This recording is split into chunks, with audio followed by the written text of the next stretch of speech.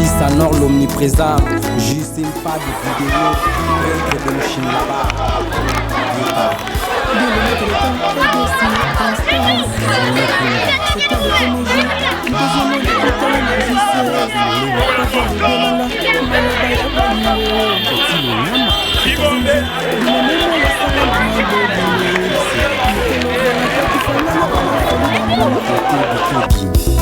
Yekomo Santu Bongo Nganiko Ingénieur Simplice Jazz Nzambe na bango Docteur Jeff Jadi Leteta Don Dédié Willy Kaimbe vrai Tête Tendai Yama Rachel Fouta Tendai Il est le maître de temps et de circonstances Guido Laco C'était les premiers jours du deuxième mois na kutana na jise Memunzo Mpadia Lubelanga Maloba ya bolingo Rima Mengi 14e jour Di meme moi les sanga mbuma bolingo Mananga Mokolo vana takufanga na bela folie d'amour Nagoki te kokanga basentima jise liboke Tesi na fungoli Na moko Papi Chama Padi na fungoli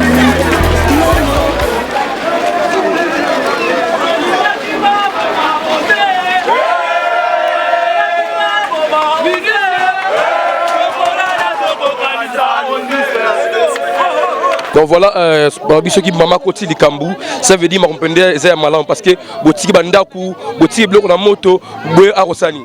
Bon, ndetoye awa vraiment biso tozalaka na wenza makala. To kiti boye ti le destin po to ke yamba fachi. Banda tozala bana mikena to mona prince nelenge sa te. Premier prince ekota nelenge sa. To ko pesa ngo pe kombo fachi béton. Donc tozane sengo toke ko yambe déjà parti ngunza to matane boye na likolo to tiki nanu koteka nanu ti to ko yamba e to matina ye eka ko zonga nde to bandi koteka tozane sengo mingi ndenga teli biso prince tozane sengo mingi vraiment nzambe apambola e abakisela e penza o ezangi nzambe abakisela e etikali kaka atindela biso mai kaka nde tozana mai te courant kaka na mai tindela biso kurana mai tozane sengo tondima ete ke prince ko okota na makala lelo première fois na biso to mona prince première fois na biso to mona président aye na makala makolo tozane sengo makasi esengo donc voilà bana bumbu no tu bana sengo pe lokola bana pe seko na seko umela seko na seko classe ofele elenga se bongi e fati e umela seko na seko ba classe ofele elenga se bongi e fati e umela seko na seko oh umela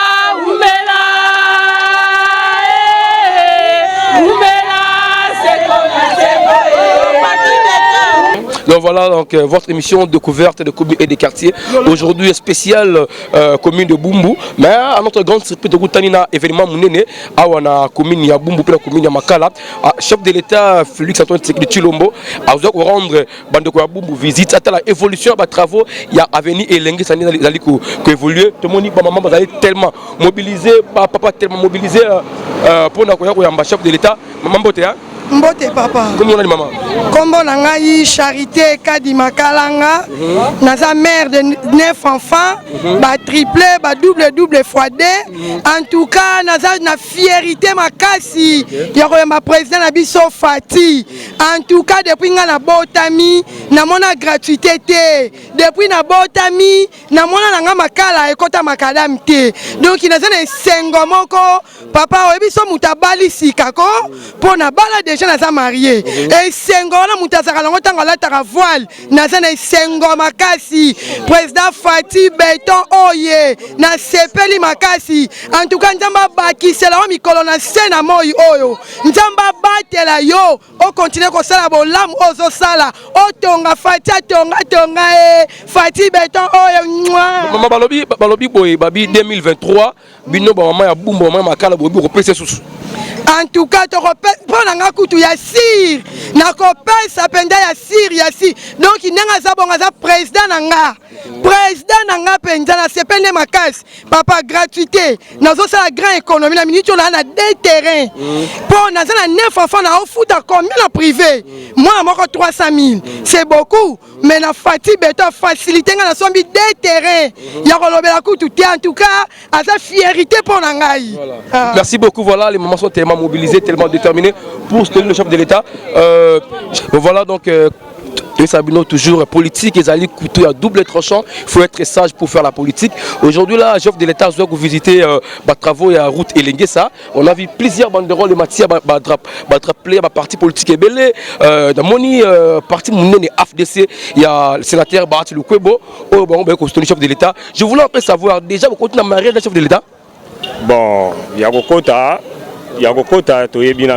ils ont déjà en cours parce que tout ça là qui déjà dernièrement tout ça là qui déjà en congrès tout le monde qui paie bayaki tous les partis bayaki des PS parti belé tout le monde qui bayaki tout ça là qui na bango c'est le moment pour le moment disons nous soutenir tout ça si ma chef de l'État afin de cette télé tout ça si manaye donc fiki to yibi des intéressage za kala mingité ya moto to zelaye donc tout ça déjà mobilisé tout ça déjà ba membre basali tout ça déjà tout zelaye. Voilà, ça fait très bien comment on a été AFDC s'aligner derrière les armes des chefs de l'État. Pourquoi vous pouvez vous soutenir? C'est parce que vous avez compris que non, il est en train de faire de bonnes choses.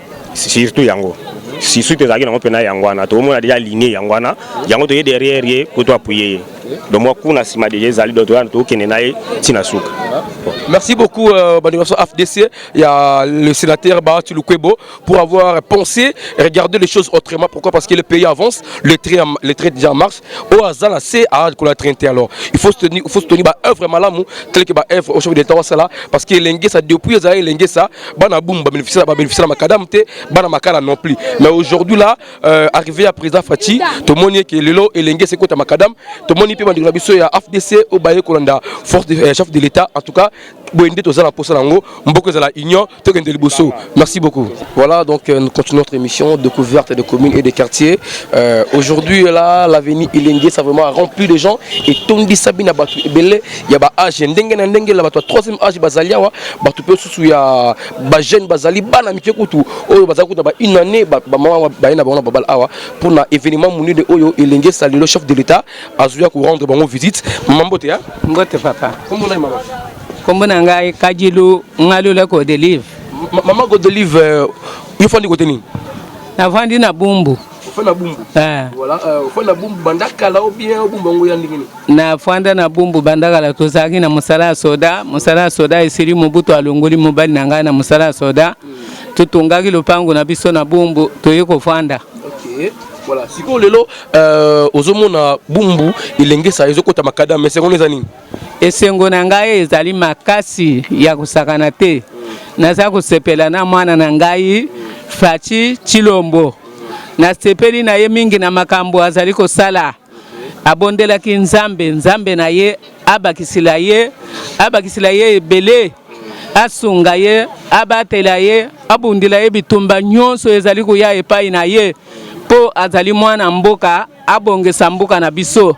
Ngai natambula na mboka mundele na mona mboka mundele eza kitoko natambula ki na Londres.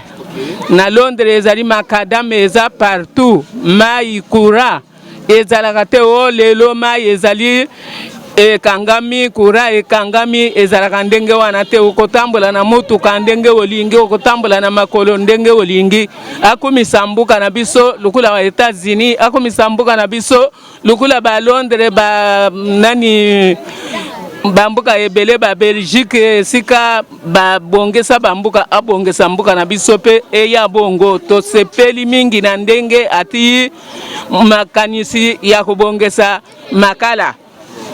makala ezalaki na mutu moko azalaki kokipa yango te lelo papa akanisi makanisi malamu atiri biso prince na makala yango wana omoni tolongo ebanda kutoye kuvanda wa po tumona ye to sepelesa ye tozana esengo makasi ya koloba te a continue na musala malamu azali kosala banguna na ye bakufa soni banguna na ye bakufa soni toza koloba biso ba mama toza sima na ye ba jeune pe baza sima na ye ba papa baza pesima na ye na misala malamu oyo ye aza kosala misala wana ye continue papa azala makasi nzambe abatela ye apesa ye mayele ebele mpona asalisa mbuka na biso ekende liboso. Merci beaucoup maman pour la précision. Voilà maman, yo pesa message na Chiluba hein?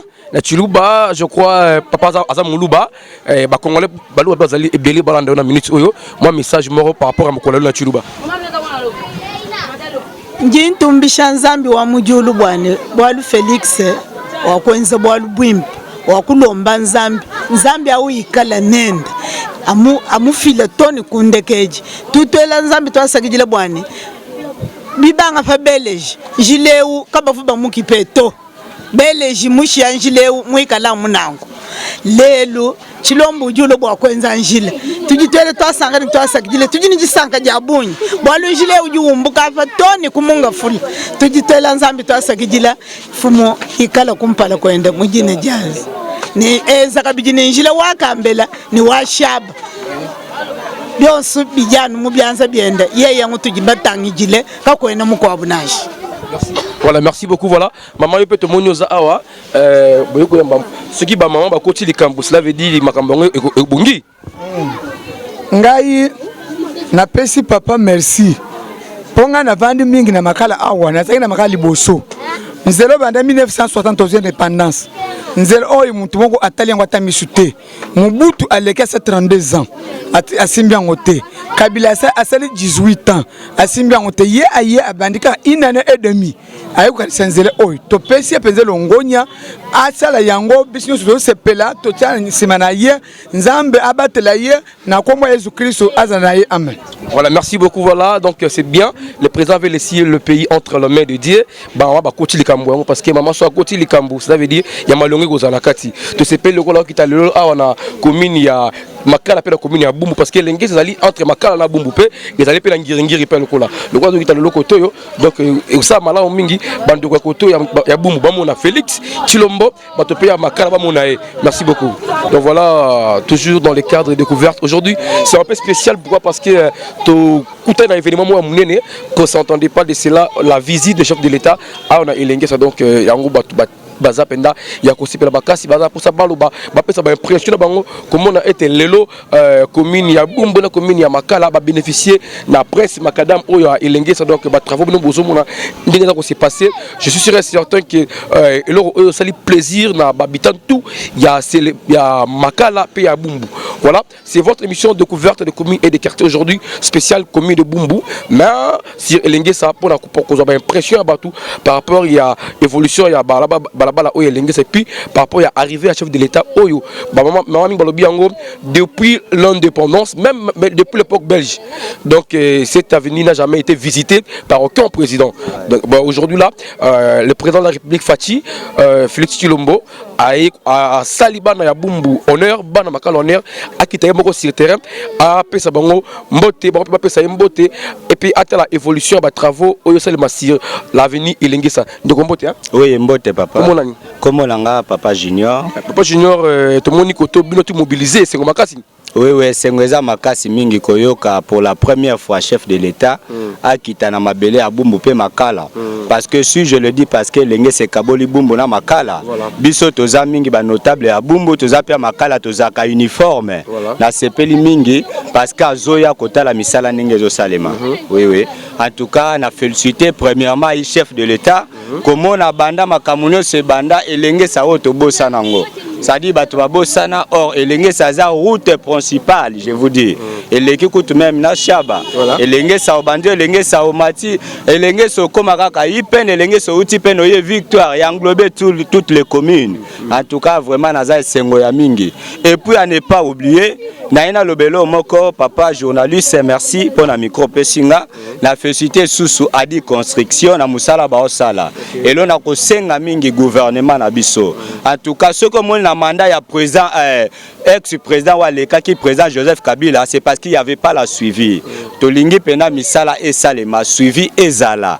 Ndenge président yebo j'ai vraiment apprécié naza sengwa koleka. Pour ceux qui président Longwe a tobi ke na simana ye misale ko kende mbangu. Pour mususu mosusu bazaka ba financer mbongo tango président kozala te omona bale na bango mbongo misala pe kufi. Oh soki misala na lenge se kufi c'est que to bosani. Donc soki président yé a financer bango a dit construction za na volonté ko sala mbongo nde azwa ba travailleurs bana makala bumbu baza ba courager ba ko sa musala ba terrasser tout consort musala ke liboso. Merci beaucoup mon frère. Voilà, merci beaucoup pour le message. Le message est passé donc chef de l'État, la commune de Bumbu, la commune de Makala, Bazou c'est là au bras ouverts parce que Bazala pour ça penda bamona président na bango au malali bosso depuis mukilezala mukilongo te gila roche. Les abongo benano na zo bagé. Je ça déjà lengi. Pour la maman la fête ko le ko na bonani. Le bonani ko de la no le bail lo côté. La ministre benano nge Fatina biso et de Makala Bumbu elengesa. Elengesa Makala koti prince. Ale Bumbu elengesa koti prince. Fils Moubaïla ya Karine et koti prince maman. Voilà. Merci beaucoup Guy Laroche, donc l'artiste, c'est pour vous faire voir que donc voilà tout le monde est d'accord pour ces travaux. Il y a route, il y a Ilengesa, même les musiciens. Donc vous avez remarqué, il m'a Guy Laroche a capé la pour soutenir le chef de l'État. Merci. Chef, bonjour. Ah bonjour. Tout le monde vous êtes tellement mobilisé. C'est ça pour Manine.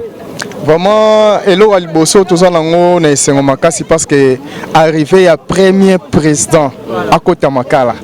Le président Nyon Sobaleka, mutumo atika à côté de Makala zate. Mais Lelo Tomoni Fachi Beton à côté de Makala. Vraiment, Ezapena et Sengo Makasi pour na biso Nyon Soabana Makala. Donc, tout le monde a premier président à côté de Makala. Donc, les Lengesa, ils appellent Batua Bumbu, Basala Kati Lengesa. Ah on est zaboé toza libala entre Bumbu ne lengesa donc dans Makala na Bumbu donc biso nyusto sangani comme eloko moko tozela o azali papa ya Bumbu et lengesa pe ya Kongo mobimba yango pe toza na maboko ya kofungwama donc to keme misala te talaka ngape na kenda musala na ke musala te poka na yamba Fachi Beton donc naza fier ya ozela ye donc ata moyeza tozozele kaka ti aya donc biso toza toza mobiliser ya ozela mokonzi bakonzi pour moi na mboka ye wana. Merci beaucoup papa pour les précisions. Voilà, donc bonjour. Bonjour papa, ndezabwe lelo pe toza esengo bonne année na biso abala makala eza lelo tonzima kité loko ko sala salami na lobaki une fois liboso to bazo sala na bakiso prince esili to tata azata monima batia ata monima ana makala po loko boye to mona ngote na makala en tout cas papa Fatie loko lobezate bolamo sali biso yango etikali ya libela interma à Makala. Bonne année lelo pena à Makala. Te souhaiter bonne chance pour Nayo. Voilà, merci beaucoup. Toujours dans le cadre de découverte de Monipé, nous avons fait à Fumboni. En tout cas, Kimi Ali. Tout le monde y a Bimil Banda, chef de l'État. En tout cas, nous avons vraiment malade, mais comment les locaux est étrange. Le sentiment de biso vraiment que bana Makala.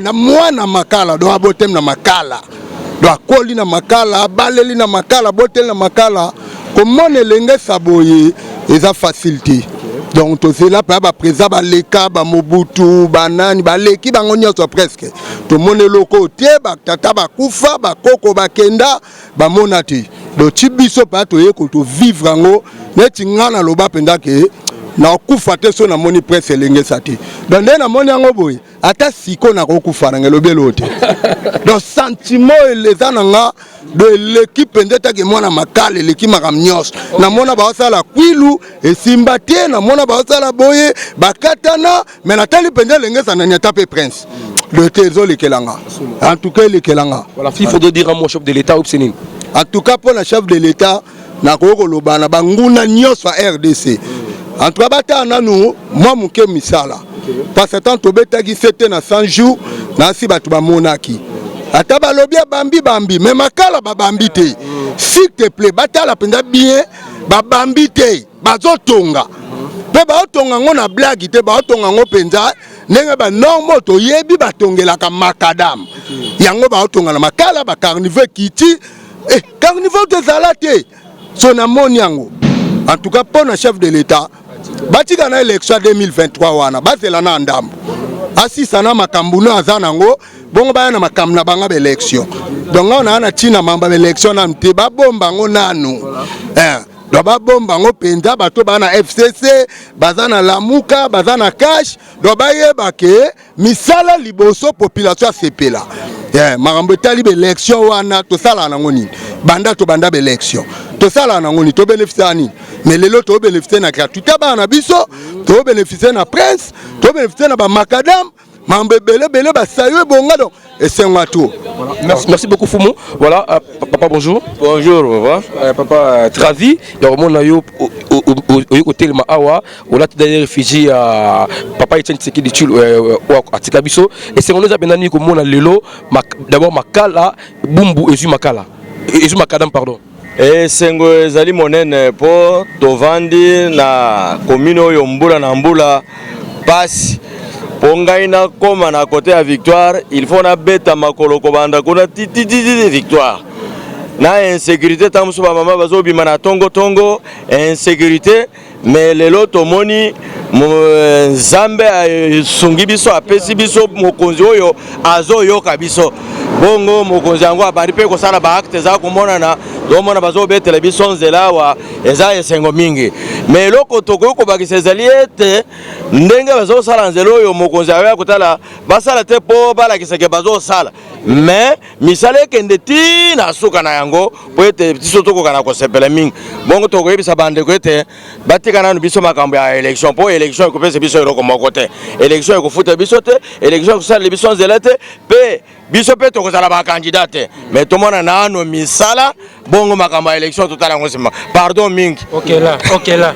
Merci beaucoup papa. Merci. Voilà donc notre mission de découverte de communes et des quartiers spéciales aujourd'hui commune de Bumbu mais un événement très marquant vraiment l'histoire de notre pays c'est l'arrivée des chefs de l'État ici na avenue Elengesa avenue depuis Mokilezala Mokilezoma Makadamte grâce au gouvernement ya président Fatih Beton de tomoni Elengesa côté Makadam peut tomoni ba autorité ebelé à parti politique naye bazali awa le ko la mona mboka Jacob mona mboka boni ah madame ndeko tomoni tellement mobilisé bien non tout awa ko ya kotala ndenge ba évolution et ba misala awa bon tu ko accompagner chef de l'état ndenga ye ko inspecter pour na kotala ndenge misala eza na kati ya kosalema en tout cas ndenge tozolo ba biso tozali bato slogan te tozali non pas bato ya révolution ya modernité ou bien toza bato 5 chantiers te tozali bato bazo sala misala tozali ba serviteur ya peuple congolais musala oyo ba congolais ba voter ki président ezali musala oyo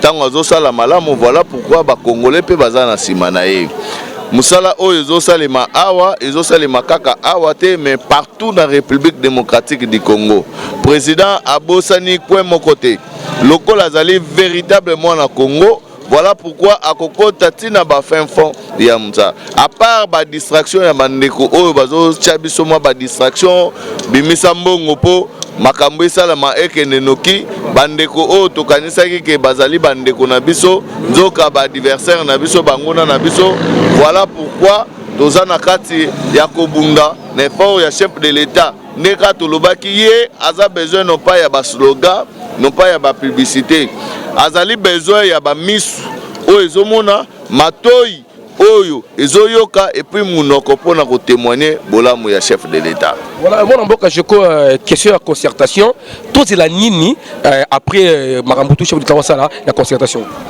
Oyebi to mesana na ba émotion na chaque battante ya ba congolais soki bazozela eloko euté pas chef de l'état. Mais cette fois-ci, erozala ba émotion te erozala esengo. Ça veut dire tozozela biso nyonso tout fêté to sepela tozala na esengo na komona ke makambo échanger. Souci na biso ezali nini? Souci na biso ezali ke mboka etambola selon ndenge tolakaki peuple. Mais na ndenge tosalaki alliance na biso na bandeko tokanisaki ke babongoli motema bizaleli wana bazalaki nango ya mabe wana batiki. Mais toye ko se rendre compte que bandeko wana baza na volonté te ya kotika et puis baza prêté pour na kotika makambo ya mabe. Voilà pourquoi même Bible lobby soki loboko na yo moko elingi kosimba eloko ya mabe sala nini kata yango ata lokolo soki ezo mema yo place ya mabe kata yango. Voilà pourquoi tomoni bandeko wana bazo mema biso place ya mabe. Voilà pourquoi tosenge tokabwana biso na bango totala ndenge tokobongisa Congo oyo ezo mériter makambo ya malamu parce que toza na ba richesse na biso ezo permettre biso to futata courant te ata mai te toza na droit ya komela mai ofele parce que mai na biso oyo kaka ya fleuve bamboka misusu baza besoin basomba yango bamboka misusu bazo luka yango énergie eza ya biso moko toza na droit te ya kofuta courant toza na droit l'état ye moko azwi charge ebongo éducation pona nini toza na diamant toza na or toza na coltan tokende kofuta classe. Voilà pourquoi chef de l'état lobi na compte na bambongo wana nyonso tu wana apesi yango na enseignement mais tozomona ministre azoboya kofuta okomona ministre azokende kofuta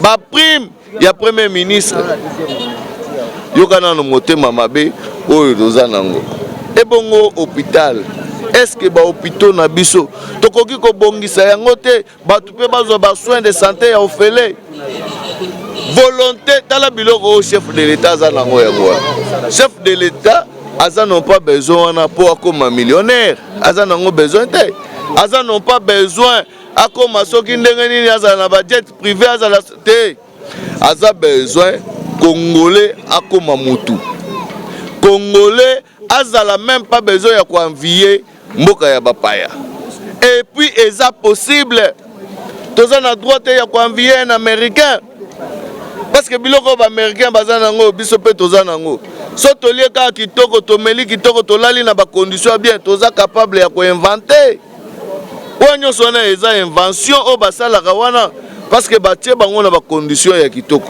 ndenge moko biso pe soki batie congolais na ba condition ya kitoko tokosala nini tokoinventer biloko nyonso wana il suffit kaka to futa mai te courant est-ce que courant tokofuta na ndenge toza na barrage inga non to na droit ya kofuta ngo te to na droit pe ya kozala nango tozala na délaissage te ya komela mai ebongo lelo est-ce que kosala makadamu ekozala événement non na mboka na biso tokosala ngo événement te mais soki tozosala ngo événement parce que evanda bakipaka yango te ezali na kati ya capitale. Voilà pourquoi ezali biloko biso tolinga kosalaka koloba te parce que ba surprise ezebele topesa na chef de l'état ta ndo moni bitumbo toza nango na bandeko na biso ya FCC tango ba comprendre que mutoyo alinga fongola ba congolais misu ndo moni bitumbo toza nango butuna moi mais je crois que ba congolais nyonso tout ba comprendre ba yebi que chef de l'état a la volonté. Voilà pourquoi tokosenga ba congolais nyonso tout bachaye maboko bazala simana ye banguna wana il faut bakwe ndenge banani oyo roi oyo ya alingako boma bana ya Israël nani pharaon omoni moment oyo na consultation tozali na moment oyo tozokata mer rouge soki balandi biso je crois que mai osani ni ekomela bango voilà pourquoi on appelle si on merci merci mon ambo kachiko donc voilà yo peut oyer ko chef de l'état. Oui, naye ko chef de l'état tant que mobilisateur national ya IDPS. Ah OK, voilà tout le monde lelo IDPS botiki le 10e ribe notre bozalia wa bon biso nyonso toza pona kokei mokonza mboka na ba action ya minene wazo sala vie ya bana makala yango tolobi lelo biso nyonso awa na makala pona kokei chef de l'état pe ko soutenir ye na misala minene wazo sala.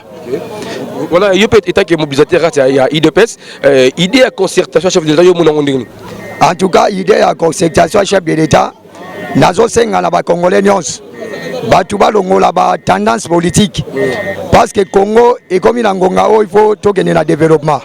Alors batu nyonso ba soutenir chef de l'état na concertation ngai nazo croire si ma concertation en tout cas présent ko dégager majorité parlementaire o tozo benga union sacrée en tout cas batu wana bakozala batu mutema malamu bako soutenir mokonzi pe makambo ekogende bien na bisi ba congolais bazala calme 2021 chef de l'état ako s'occuper pour na social ya ba congolais nyonso.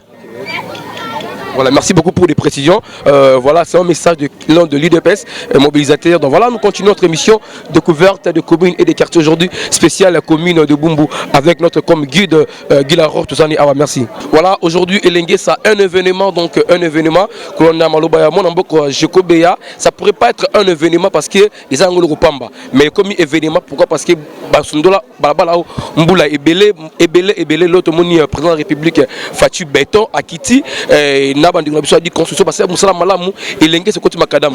Mon amboka, bonjour. Bonjour, papa journaliste. Comment on a dit, pardon? Comme on a dit, Tumstumba, Kazumba, président sessionnaire, il y a Ngiringiri, dans la fédération Funa.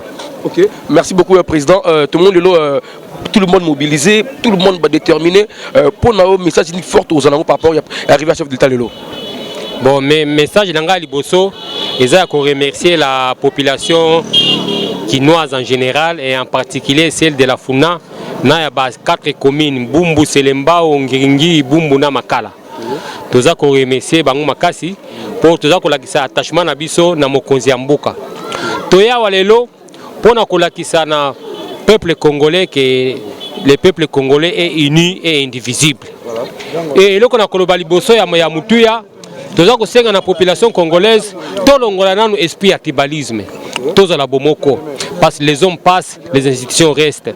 O fati asali lelo, nzelo asali ezali na famille na etene bakotama na nzela oyo. C'est la population congolaise ne bakotambola na nzela oyo de génération en génération. Et loko tokolobela makasi tokobete la 7 parce que depuis 1885 à l'époque ya Léopold II.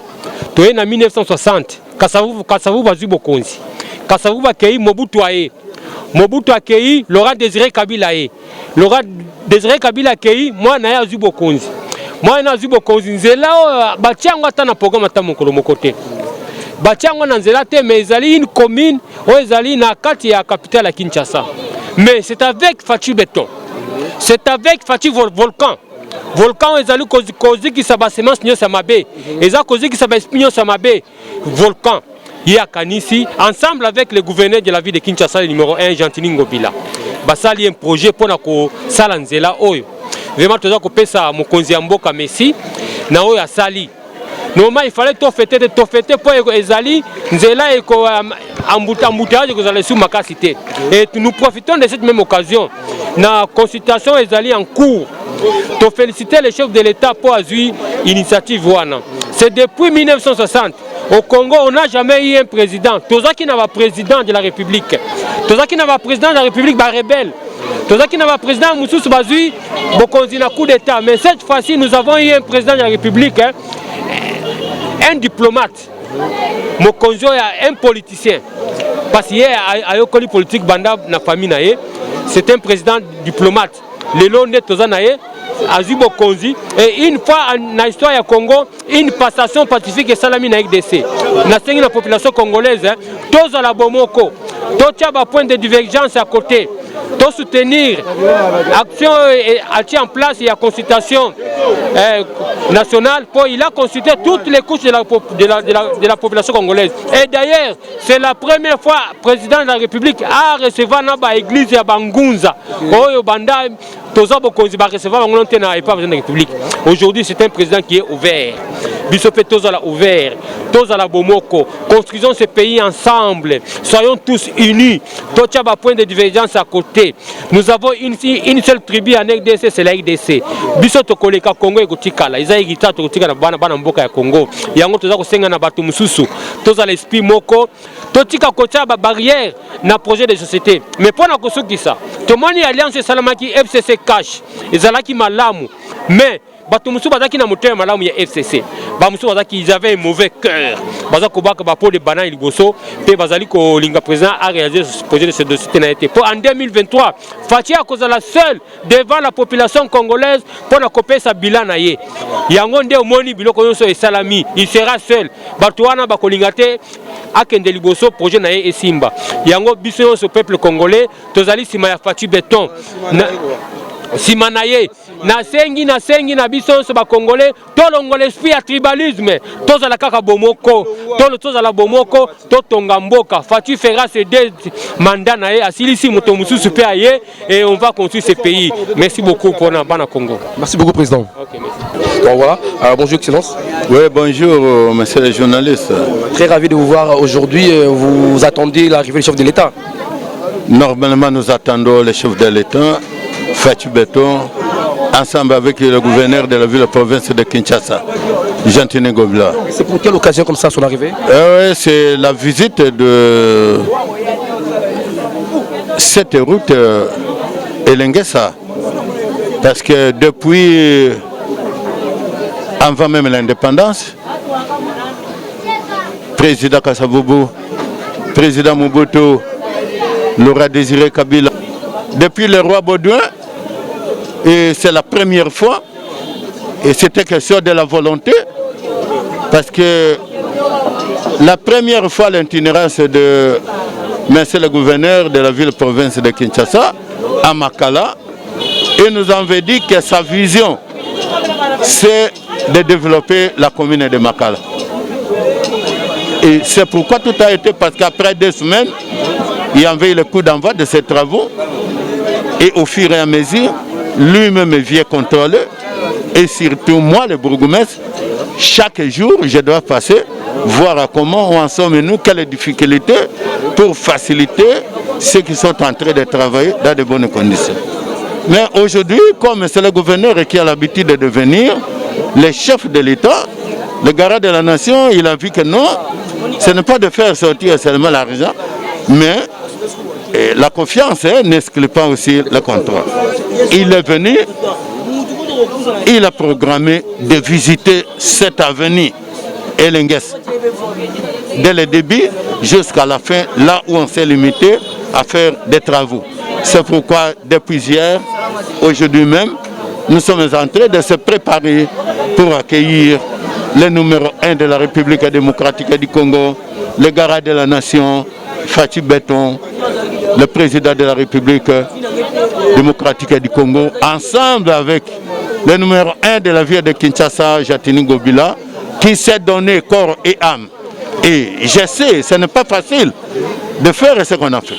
Le moment où nous sommes ici, à face avec moi, il y a maintenant l'avenue que nous appelons Kikwit, qui a commencé à partir de Fikin.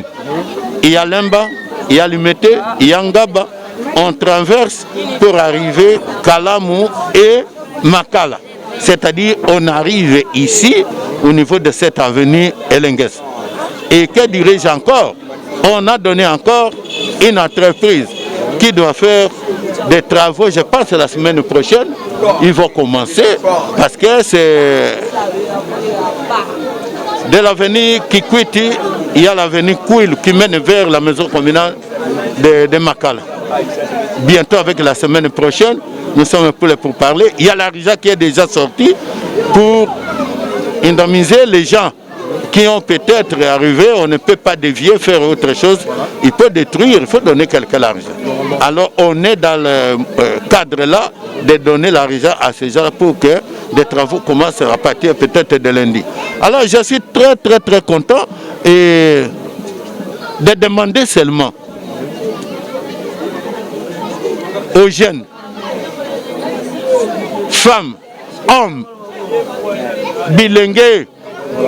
Si même à Lingala, ça va être possible aussi le message. Pour qu'on puisse protéger à 100% cet ouvrage qu'on vient de nous donner. Ce n'est pas facile. Comme c'est, avec les constructeurs, on vous parle pour faire 1 kilomètre avec le goudron, c'est $1 million. Mais ici, nous avons 6 kilomètres. Vous comprenez combien ça coûte combien? Et les autres sont en train de nous critiquer, même le chef de l'État, le gouverneur, comment au lieu de Lanzela Oyo, Bakende Kobomamoto, il y a Est, Kuno, tandis que Est, Wana, nous avons combien de minéraux depuis nos ancêtres, même jusqu'à aujourd'hui. Mais ici, c'est avec le paix là, des contributions, autre chose qu'on est en train de faire, il faut laisser. Et je remercie le chef de l'État, comme le gouverneur de la ville province d'Excess, d'avoir choisi cette avenue Elengues, où nous avons même des enfants qui sont ici, 12 ans, il y a des écoles ici, hein, ils n'ont pas encore vu les goudrons. C'est la première fois. Alors j'ai dit merci. Fatou Béton, merci Jantini Gobla, le gouverneur de la ville province de Kinshasa. Mais à ne pas nous oublier, vous avez fait déjà la route. La population va protéger des caniveaux parce qu'avec des sachets, des bouteilles en plastique, ça ne fait pas passer de l'eau. Mais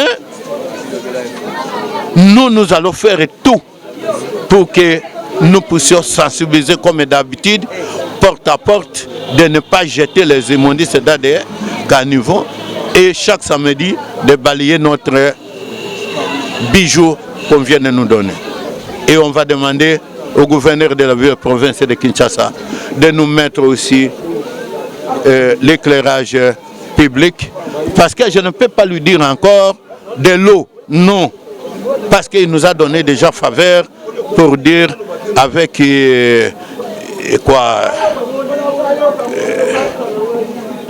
ce qu'on est en train de faire artisanal ou comment, hein, de forage, il nous a donné pour les quartiers qui n'ont pas encore d'eau. Le gouverneur a déjà donné faveur là. Nous avons choisi les endroits. Je pense, après le départ du chef de l'État, nous serons prêts peut-être à investir, à faire ça pour que les gens ne puissent pas souffrir encore d'eau. Alors, je remercie que tous les deux, l'Excellence Monsieur le Président de la République, le gouverneur de la ville province de Kinshasa, Jantini Gobla, le plaisir, les gestes inoubliables, ce qu'on a fait pour la commune de Makala. Nous avons 18 quartiers. Je vois aujourd'hui même ici, c'est déjà la valeur. On a pris à recourir quelqu'un qui va aller peut-être ou en ville. Il faut comment chercher au point Ngaba, à venir de l'université, si c'est comment, pour passer. Mais ici, c'est tout à fait direct. Parce que quand vous êtes à Mongafoul, vous passez directement ici. Elengesa. Vous êtes au niveau de Victoire, vous venez ici, vous passez, vous êtes à Matadi Kibala, vous passez ici. Alors, c'est un grand merci au nom de la population de la commune de Makala. Merci beaucoup, monsieur le journaliste. Merci beaucoup, monsieur Bougomestre. Voilà, c'était le Bougomestre du commune de Makala. Le message est tellement passé. Déjà, Onema Wembo. Merci beaucoup, papa Jean Onema Wembo. Et je vais demander aussi à la population de Makala un message à Lingala. Tu bats la caniveau Nabiso, tu bois la saleté la quantité parce que et qu'on a pêché maï et les cas. Ce qui m'a équité qu'on débordé comme Madame Makadam et Rosala, Madame Mouté. Voilà, merci beaucoup. La penayo, un petit mot, papa Bougomestre. Alors, on a CPL, c'est là toute la première fois. Peut-être que les musiciens, pendant que Makala, ma belle Makala, on a la fierté, il y a ma belle. On a banda ou la télévision, bah c'est pour la qui va mourir banda. Donc il y a qui la reçoit mon Makala. Donc c'est là tout dans mon continent. J'ai on est Mawembo. Mon condition Mawembo, to sepeli. On m'a dit Makala na biso e koti prince lele. Ya Makala na biso e koti prince. Mon condition ne manga na sepeli. Mon dukume sinangai na sepeli ya. Donc na sepeli pour mon continent. Na malboso na mona ye donc des sengola trop ngala mona le fait c'est pendant donc l'équipe bonne année bon na prince na mokonzi o bena tozana ye donc monde que na tour na ye asimi Makala tout monde que ba prince bandi boye donc oyo ya lobby donc ba bo soutenir bo tika été o sait que oyo ya lobby ça me souci ya danser donc bo simba bena za on ma we modonge ayi na lupemba poto mona to mona le roti bata mababe. Voilà, merci beaucoup. Voilà. Voilà une précision. Bon, na sepeli mingi ndenge comme c'est des zones à lobby. Biso tokoli na Makala. Tous allez que kota ba voiture na biso na kati ya mai. Tango na pont ezalité et loko moko ezalité mais lelo tozana esengo président de biso papa Félix a yé ko kanisa biso malamu. En tout cas tonuni na Makala. Tokoli kasavu ba pandiko kunda batu biso zali na Makala, baleko bazali ko loba biso za na Makala. Vraiment, tout s'appelle pour la papa Félix. À continuer courageux. Comme ça, des zones à Bissopé, tout simba yé malam. parce que aza na eloko ya mwana moke bon likambo nyonso soki tolobi na moni yango eza esengo atiaka motu soki amoni yango mpe mabe alobi te boye te fo boye alors fo biso moko na bango bakonzi basunga mpe ye mpe batala banzelo ya mike mike etikali po nzelo lelo tosepeli yango me bato ayebi makala te ayebi ezalaki nini awa toza kokɔta na terrasse tala ezalaki montane bo lelo babengaka biso makala ngunza bayebi ntina tokomela makala ngunza te me lelo ah voilà makala lelo soki moto alobi makala ebanda wapi makala ezalaki kalamu makala lelo awa tokomi ngaba bumbu oui tokomi bumbu orke ezalaki kalamu ti bunga fula makala ntango wana toza na zone te na makala tozalaki na zone te bazali kotangela biso na zone annexe na monga fula soki osali likambo monga fula moto ayokanga yo bashede na ford ndenge tozalaki zone oyo yesika tozalaki kaka na commune ya bajuge na wenza makala pa cimetière wana ezali soki moto alobeli mwana makala tozalaki na zone te zone esalemi kaka sikoyo ntango ya mobutu ekosala yango c'est ça tosepeli me bacontinue et puis mpe bayeba peuple aza kosofre nzala bayebaka yango bien parce que toza kovote bango bazokenda awela asomela mwasi na jaguar asomela mwasi na lopango mais biso ozotia bango poa toza souffrir tala tokomi michopo esili matembele ça ne va pas. Merci beaucoup chef. Alors bakanisa mpe pasi na biso eza te toyembelaka bango bazosala bango rien tofingaka bango bakonzi merci na suki. Merci beaucoup pour la précision, merci beaucoup.